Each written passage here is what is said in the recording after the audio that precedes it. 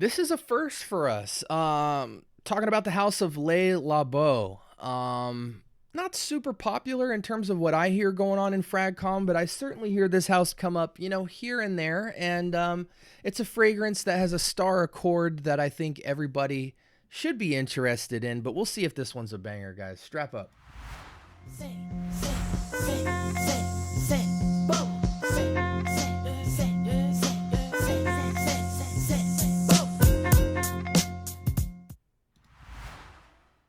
All right, welcome to the Scent Bubble. I am your host for the evening. Guys, from the house of Labo, we have a tester here of Rose 31 Eau de Parfum.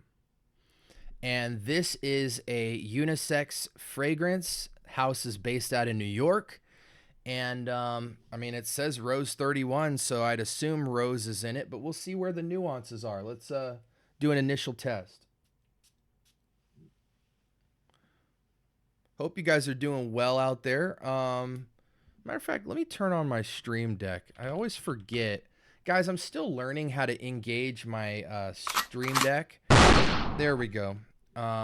It's just not muscle memory yet. Oh. I'm familiar with kind of like rose water type of fragrances. Fragrances that are kind of light and airy rose water type of scent. Bath and Body Works type of rosy candiedness and rose oud. And even though this doesn't have a rose oud feel, it feels like a rose water and wood combo. Now oud is a fungus or an infected agarwood tree. So agarwood is the wood and oud is the product of the tree getting infected, and that infection matures into oud, and then that oud is extracted and aged.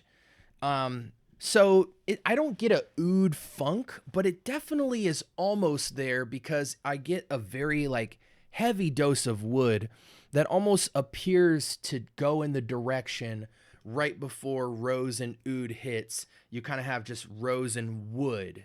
So oud comes from the wood of a tree, an agarwood tree, and so it takes me there. But there is no funk in this fragrance. It just feels very woody. But the rose is not typically when you have a rose and oud, there's a very creamy or jammy or dense rose. Here it's like rose water soaked on wood. That's the sense I get. Very interested to see what we're dealing with here. Is there any write-up on... So it's a 2006 release. This fragrance is old. Rose and cumin. Interesting. So that cumin is kind of playing with the okay, so agarwood. They put... Okay. So I want to tell you guys something real quick. And in later episodes, I'll actually do an entire episode devoted to this. But I would say 95% of fragrances in FragCom do not have real oud, even if it's listed. And Fragrantica can be very misleading because if it says agarwood and then in parentheses oud, it may truly not have oud in it. It may just be the wood from the agarwood tree, and they use that wood and add synthetics to the wood to try and simulate an oud feel. So in my experience, when I see agarwood and then oud in parentheses, what it's telling me, which is not entirely true, we have no way of fact checking this, but it's like if you have oud, you don't need to write agarwood there. You don't have to name the tree, right? That's why, if you have real oud, it's going to say like Cambodian oud or something like that, like where it's from, not the wood. Because if it's the wood, that's not oud. The oud is not the wood. The oud is the infection of the wood. And so this is like their way of saying we tried to make oud by using the wood from the agarwood tree and then taking some synthetics to try and generate oud. And even a lot of fragrances that say there's oud in it, for instance, oud for greatness and stuff like that, it's synthetically simulated oud, not real oud. And even your fragrances with real oud in them, most of them have such trace amounts in them that They really shouldn't even be listing it as a note because it's not really changing the scent profile very much. So coming across real oud is tough to do because it's expensive and it takes time. And because oud is one of the only accords in fragrance that changes by the day. So it ages in real time. So you would have to make a giant batch from one batch of oud, the fragrances, because if you took another batch, you would have to wait the exact same amount of days. You'd have to have the same harvest. And so there's so many different types of oud for this reason. So I'm convinced that most of FragCom, the fragrances are not real oud. And if they are oud, it's simulated. But anyways, I digress. Rose on top, cumin, mid, we have rose, vetiver, and cedar. Very interesting. Musk, gaiac wood, agarwood oud, which to me is just agarwood chips with some synthetics to simulate oud. Olibanum and labdanum. There we go. Very interesting combo.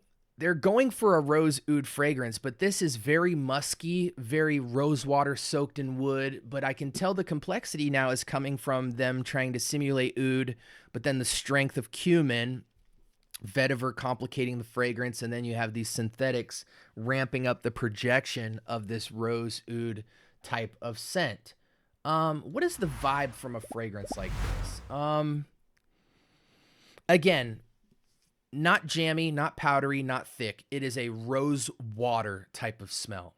Light, airy, but pungent, like projective, soaked in wood. You would think you would get a funk from either the cumin and or the oud, but there really isn't. This is mostly rose wood, or rose water soaked wood. And then there's just this kind of almost funk in the back. Not funk as in nasty, just funk as in different, of very trace amounts of cumin. I think the cumin, vetiver, synthetics, agarwood, gaiac are all super light in the background. Musk is actually ramped up quite a bit. On the dry down, you almost get some soapiness to this fragrance. So it's a very... I would call this a light rosewood type of fragrance that has a loud projective opening in the softest way possible.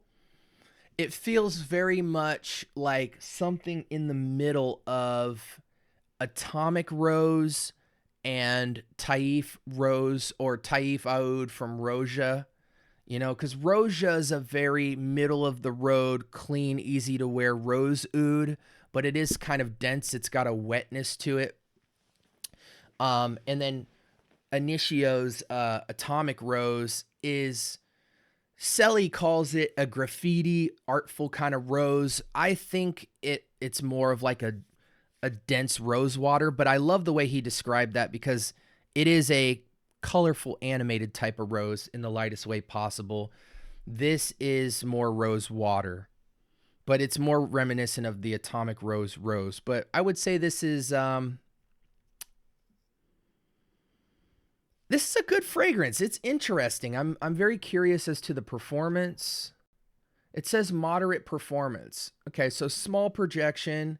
You know, I would imagine you'd get about 45 minutes to an hour per spray here. So personally, I would ramp this up. I think it's any season, any reason, but typically you'd want colder weather for this fragrance so that the airy waftiness can kind of cut through some of that funk from the attempt at oud.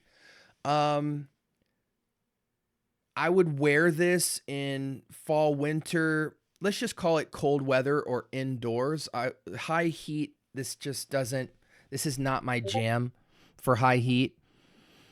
It's got a soapy quality to it at times, and then it's got a rosewater soaked in wood feel to it for the most part. This is kind of cool though, because it almost feels niche, but then it falls short. It feels a little bit cheap, but not synthetic. Feels natural, but I don't know. I would call this fragrance like an 8. A little bit above average. Can't be more than an 8 because it reminds me of so many niche rose fragrances. Portrait of a Lady, Taif Oud, Atomic Rose. I mean, so many rose fragrances imitate this style. But it's a quality fragrance. Let's see how much this goes for. Let me take you guys back with me real quick. What's the price on a fragrance like this? Oh gosh, it's expensive. $264? No. Huh, we'll ship this out in 1 to 2 weeks, Sloma Shop. Yeah, of course you will, with that price point. Interesting. Can we get it cheaper? What is it, Rose 31? What's the cheapest it's showing? 250. Yeah, okay, so that changes the entire conversation. Don't buy this fragrance. If you're going to spend that much money, you got to start thinking about Taif Oud from Roja. You got to start thinking of Atomic Rose. Those two fragrances in particular. I mean, shoot, even Oud Silk Mood. I think Oud Silk Mood has rose in it, right? Oud Silk Mood. It does. Yeah, so, I mean, you could even get Oud Silk Mood for $250. Oud Silk Mood goes all in on this concept and gives you much higher performance. You can get Oud Silk Mood for $250 on Max Aroma for a 70 ml. Yeah, that's the move here, guys. Oud Silk Mood over this. It is a good fragrance, though. Not worth that price point to me, guys.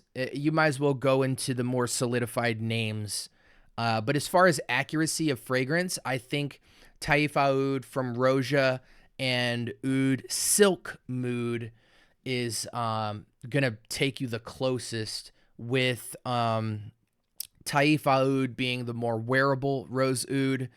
Oud Silk Mood has real oud funk to it, which makes it more masculine. Younger guys go to the other one. Older men, 30 and up, go towards Oud Silk Mood. I actually think Oud Silk Mood is one of the most slept on fragrances out there.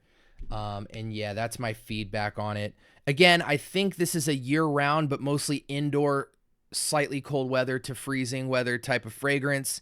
I like my roses to have a gust of wind behind them. And yeah, you know, a fragrance like that, I gave an 8 out of 10, but a fragrance like Oud Silk Mood and Taif Oud, to me, are 9 out of 10 fragrances. Easily. I'll never give a rose oud fragrance a 10 out of 10 yet, because despite the fact that I've tried everything in Neiman Marcus and a lot of other offerings of rose and oud, including Roja, I haven't found my 10 out of 10 rose fragrance yet, especially not rose oud, but these are highly great offerings. I love wearing my Taif Oud. I love wearing my Atomic Rose. I love wearing my Oud Silk Mood. I love them a lot, but in my taste, in my opinion, complexity, wearability, intricacy, I'm at a 9 with all of those for me personally. It's the highest grade I've given a rose fragrance, even my Portrait of a Lady. So, anyways, guys, but that's still a great score. So upgrade from this fragrance. Again, sound off in the comments. I'm just trying to give you guys my train of thought here. Sometimes we go off cue here. This was Les Labo's Rose 31, which is a unisex fragrance. Ladies, I truly feel like Rose and Oud is a masculine fragrance. I wouldn't even call it unisex masculine leaning. I think it's just a masculine type of combo. However, in my experience in FragCom, I have seen a lot of women that aren't your typical women, in a sense that they don't just like sweet fragrances or just like heavenly floral fragrances. There are women out there who like what I would classify as challenging fragrances to the common woman, meaning they're not familiar to the nose, you know, especially when you deal with oud or even agarwood oud. It is a challenging wear. Smelling oud or even just agarwood wood, is not a familiar scent profile to a woman, and it's not sweet, and it's rarely fresh. So, but there are women who have an educated nose and a big collection and a taste for exquisiteness and expensiveness and different. So I personally, at a commercial level, feel that the rose oud combo will always be masculine. However, for women that are beyond starter level perfumery, I do think this would be probably the most wearable rose oud combo that you could come across, including Roja, including Atomic Rose, including Portrait of a Lady, those type of fragrances. But again, even then, if you took 100 women niche collectors of fragrance, I think rose oud is probably only appealing to 30 of them out of the 100, because it's just a very unique type of combo. But I'm not a woman. This is the perspective of a man. I've come across a lot of women that wear fragrance and seen a lot of women fragrance creators, and that's just my take. But take it with a grain of salt, guys. This is a scent bubble. This was Labo's Rose 31. Throw that in the trash. It's overpriced. Get Oud Silk Mood or Taif Oud if you can afford it. The price range is all over the place for that one. Let me see what it's listed at. Yeah, I mean, it's listed anywhere between $225 to $500 for that fragrance. So Oud Silk Mood is more comfortably around the $200-300 price point, but they are similar. You can find it for cheaper. So anyways, do your little rabbit hole research. Try this fragrance before you buy it. Go to Saks or Bloomingdale's or Neiman's or order it online. And if you've been looking for a good rose fragrance, I gave you some incredible offerings to try out. But this was a good fragrance. It's just certainly overpriced. Good scent, but not as complex as the other ones. The other ones smell just like this, but are more luxurious. That's the bottom line. Scent Bubble signing off. Y'all be blessed.